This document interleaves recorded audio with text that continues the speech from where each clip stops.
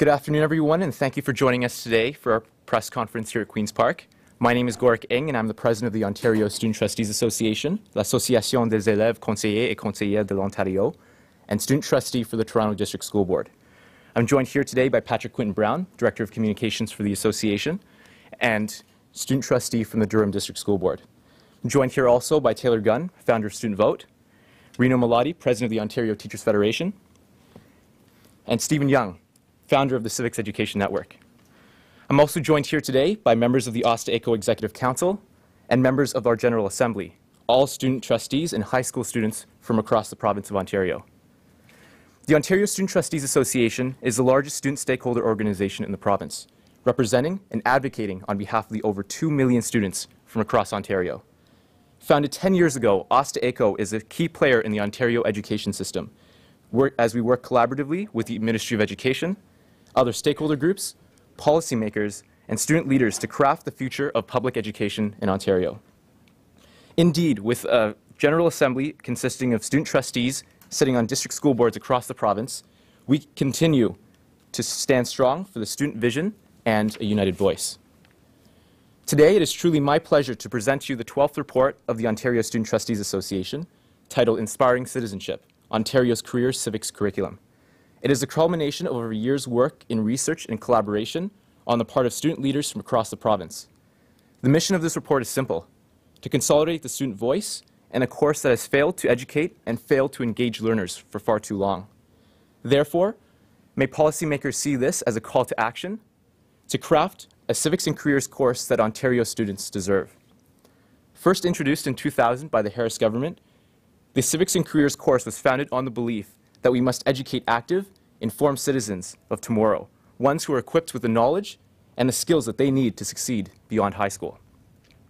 It is currently the only course in the Ontario education system consisting of 2 half credits that each high school student must take in order to pass and obtain his or her Ontario Secondary School diploma.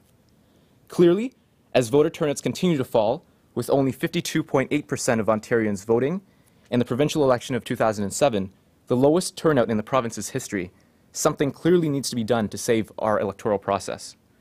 This, when coupled with the fact that 51% of Canadians believe that the Prime Minister is directly elected by voters, and a staggering 75% who think that the Prime Minister is Canada's head of state, we need to revamp our civics curriculum, and the need is more urgent now than ever. After consulting Ontario students, our findings show that as of now, the Ontario Civics and Careers Curriculum is failing to foster the active and informed citizens of tomorrow we desire so strongly in society today. As our report cites, citizenship must be learned, not studied to death. We cannot teach our students the meaning of active citizenship by solely referring to a textbook.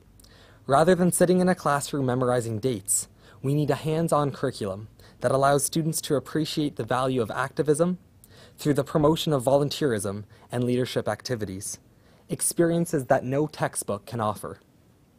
Future career paths cannot be explored exclusively through theory. Students must have the opportunity to experience future careers on their own and speak with professionals in their field. Only then can students truly make informed decisions that will result in success beyond high school.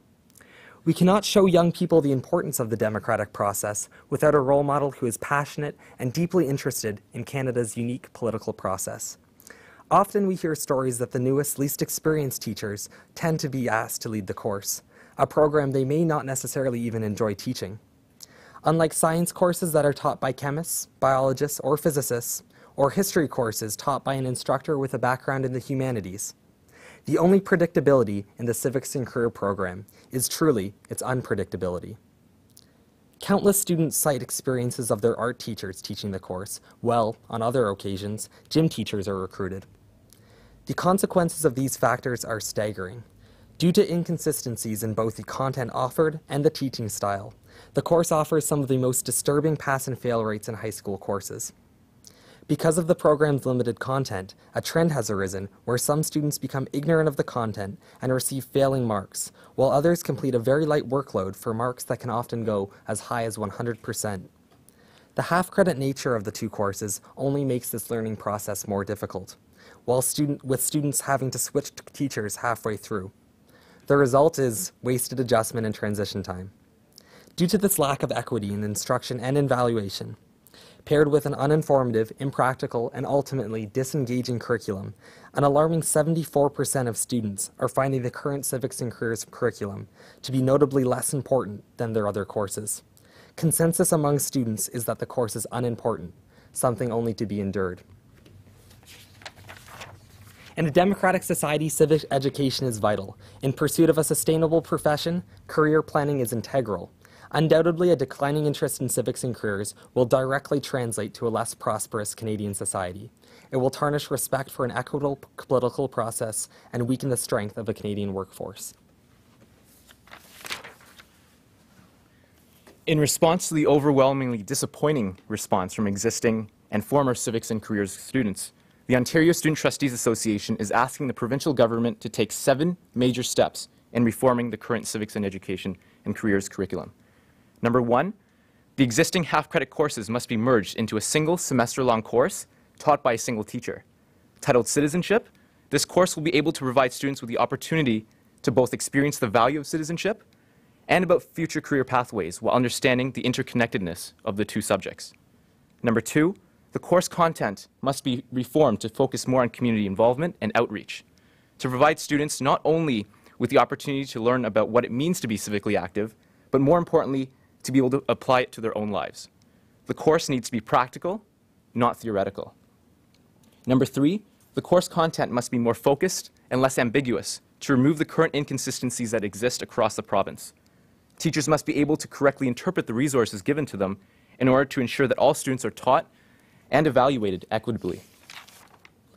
Number 4, the careers component must be more focused on post-secondary pathways to ensure that graduating students have the knowledge that they need to make informed decisions beyond high school.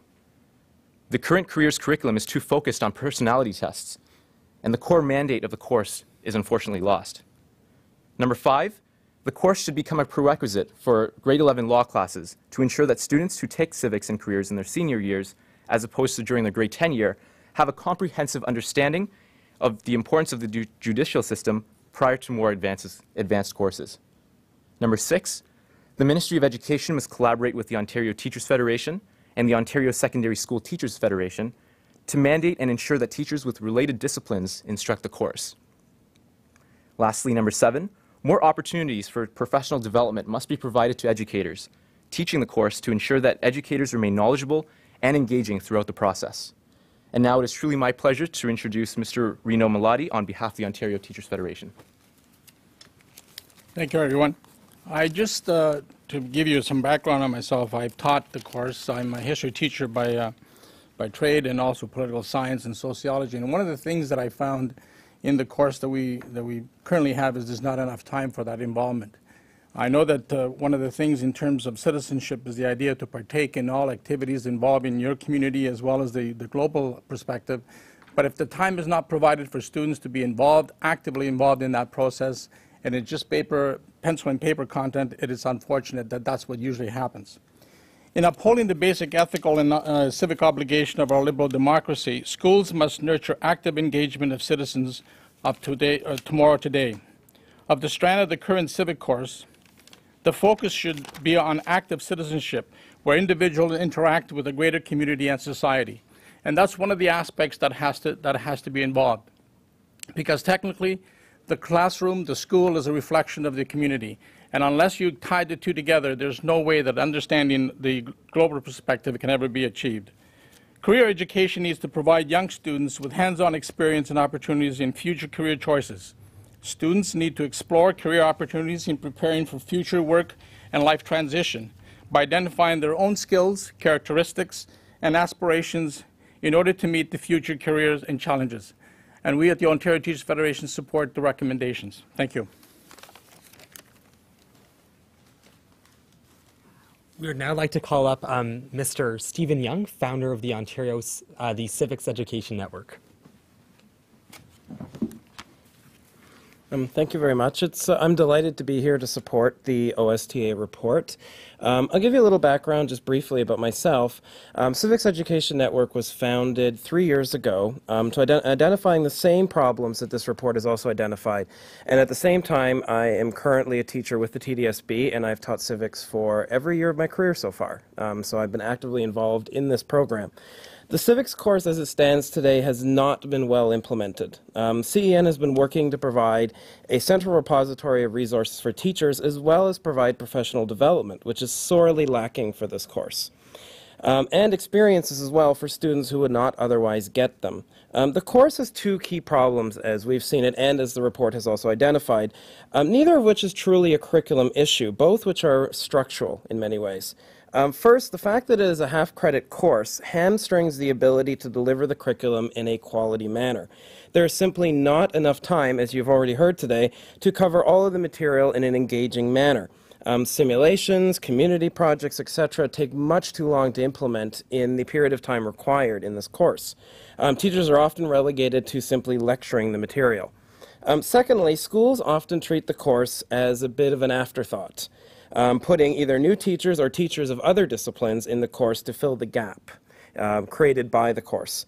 There is little to no consistency and opportunity for teachers to hone their ability to teach the course over a number of years. I've been lucky in my school that I've had time to do that. Most teachers do not. This behavior, combined with the fact that it and careers are the only half-credit courses in the entire system, delivers the message both to students and to staff that the course just doesn't matter. And it really is something that has to only be endured. You see in the marks of the students this reality, that they put it well below their list of all their other courses. We are missing out in Ontario in an enormous opportunity. Ontario is the only province to create a course dedicated to citizenship, and we are squandering it because of this poor implementation. If the province, school boards, and faculties of education all stepped up to the plate, we could build a course with enormous potential to make a lasting impact on our democracy. So I'm just here today that state that CEN fully supports these recommendations. The civics and career course should be combined into a single course taught by a single trained teacher. Faculties of education should provide more focused teaching about the course to new teachers, and better professional development should be made available to everyone in the school system. And lastly, the vast resources of nonprofits and community organizations should be tapped to make the curriculum local and relevant to students. Thank you. Thank you, Mr. Young, for your insights. And now I'm pleased to present Mr. Taylor Gunn from Student Vote to provide his thoughts on this. Good afternoon. I consider it a privilege to be here with the Ontario Student Trustees Association. I've traveled the country in the last 7 years working on Student Vote. Our flagship program is parallel elections that coincide with official election periods. And OSTA is the only organization where young people sit on official school boards in the country. And I suggest that those paying attention to remarks today pay attention to this report, because it's coming from young and able and remarkable Ontarians. I just wanted to pick up on a couple points that I think have been reviewed quite well by Reno and Stephen. And this is from my own experience in working with teachers over the last 7 years. What we found is that many of the teachers teaching civics don't have the capacity to do the job that they could because they themselves are not engaged in our democracy. They may be wonderful citizens in their own right, but transferring that enthusiasm through a course becomes difficult without their own habit of participation, whether it's in the electoral system or in their own community. I think as well, one of the things that jumps out at me in this report is the desire for more experiential learning in the classroom. And that's what the Student Vote program is based on, students learning by doing. And I'd like to congratulate OSTA on picking up on something that I think can reach even those students in the back of the class, those that learn more effectively when they're learning by doing. Overall, I fully support all of these recommendations, and I hope that both the Ministry of Education, school boards, and teachers themselves examine this, pay attention, and see if we can do something about it. Thanks very much. Thank you, Mr. Gunn, for your insights. To be clear, this is not an opportunity to deplore the current curriculum. It is, however, an opportunity for students and policymakers to collaborate actively to craft a better education system that young people in our province deserve. We are hopeful that provincial government will act on these 7 areas of improvement in order to turn an unengaging, uninformative, and impractical course into one that truly lives up to its mandate of educating the next generation. High school students today are the citizens and leaders of tomorrow. We expect no less from the provincial government. Above all, students of Ontario deserve no less. And thank you for your time, and I would be more than pleased to take any questions from the floor.